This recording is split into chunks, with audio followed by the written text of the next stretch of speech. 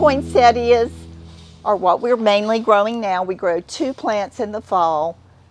Pea plants is what I call them, poinsettias and pansies. I love pansies, poinsettias not so much. These are actually not the blooms, they're the bracts. The blooms are really tiny in there, and the plant evolved to have nice big bracts to get insects to come into those little tiny blooms. They come in hundreds of, well, probably 200, around 200 different varieties or cultivars. Right in front of us is one called Winter Rose, and it does look like a rose. It took this one around 30 some years to get developed to where it would be a marketable plant. All the varieties you see are patented. We do have to pay royalties on them. The reason being is because they have to do so much research and development into getting them to that point. Right now, they're still turning, and they're very early this year. They're about 2 weeks early, but they're also weather dependent. We're actually farmers for sure, because even though we farm inside, we're weather dependent. We've had nice, bright, a beautiful fall, nice warm weather, so they're coming along nicely. If we had cold, damp days, it would be a different story, and it would be a lot harder.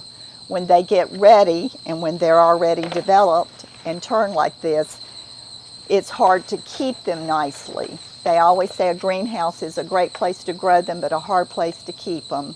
But we do keep them up until close to right before Christmas, because it's denominational. Churches, they're different denominations like their poinsettias at different times. Baptists and Methodists like them early.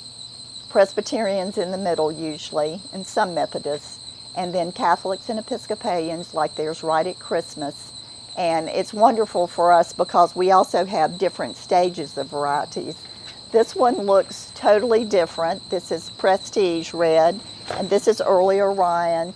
This one will be just as pretty by the time it's ready to go, so these would be for later customers. We have some new cultivars we're trying. This is Christmas Princess. Right now it looks really strange. We're hoping it will be very beautiful, and I think it will be, but it's at the stage, what I call the teenage stage now, with braces and acne. It just doesn't look very pretty right now. Some varieties are not very stable. As you can see, this is all on one plant, but there's 2 different colors on it. This is supposed to be Cortez Burgundy, which is a burgundy color.